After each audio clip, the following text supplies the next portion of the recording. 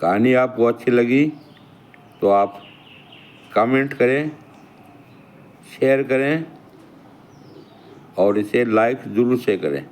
जय हिंद। एक गांव में एक संत महात्मा रहते थे।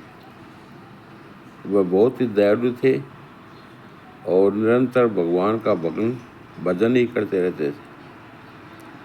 एक बार गांव में इतनी जोर की बाढ़ आई कि गांव वाले अपनी जान बचाने के लिए इधर उधर भागने लगे।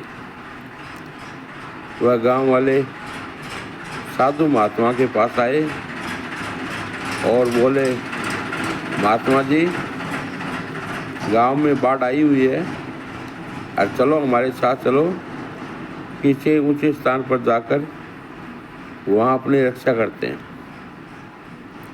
तो संत महाराज ने कहा कि आप लोग जाओ, मुझे तो मेरा भगवान ही बचाएगा। धीरे धीरे करके बाढ़ उसकी गर्दन तक आ गई। इतनी देर में एक नाविक वहाँ से गुजरा था। उसने देखा कि साधु महात्मा तो यहाँ बैठा हुआ है और कुटिया पानी से भरी हुई है, इसके भी गर्दन तक पानी आ पहुँचा। तो उस नाविक ने कहा कि महाराज, आप इस मेरी नाव पर बैठ जाओ और मैं आपको अपने सुरक्षित स्थान पर ले जाऊंगा। तो संत ने कहा कि भाई आप लोग जाओ, मुझे तो मेरा भगवान ही बचाएगा। तो ये कहकर बेचारा नाविक भी वहाँ से चला गया। अब धीरे धीरे जो पानी बढ़ने लगा तो संत ने देखा कि चलो ये पेड़ है, इस पेड़ के ऊपर जाके बैठ जाते हैं। तो पेड़ पर जाकर बैठ गया।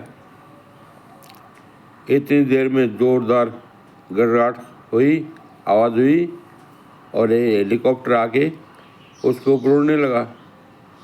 तो हेलीकॉप्टर वालों ने कहा कि ये लो, ये एक रस्सी है, आप इसको ज़ोर से पकड़ लो और हम इसको ऊपर खींचते हैं।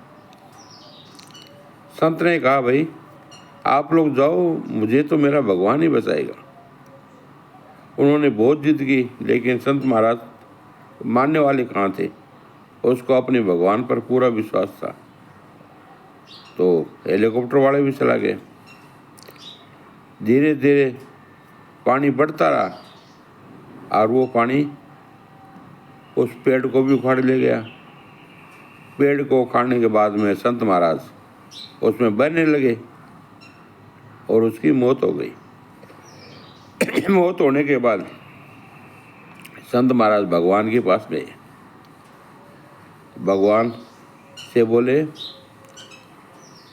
हे प्रभु, मैंने आपकी बहुत तपस्या की है, निरंतर आपका ही भजन किया है, आपका ही मैंने नाम लिया है, लेकिन आप मेरी जान बचाने के लिए मेरे पास नहीं आए। भगवान ने कहा, देखो भाई, मैं आपकी जान बचाने के लिए 3 बार आया।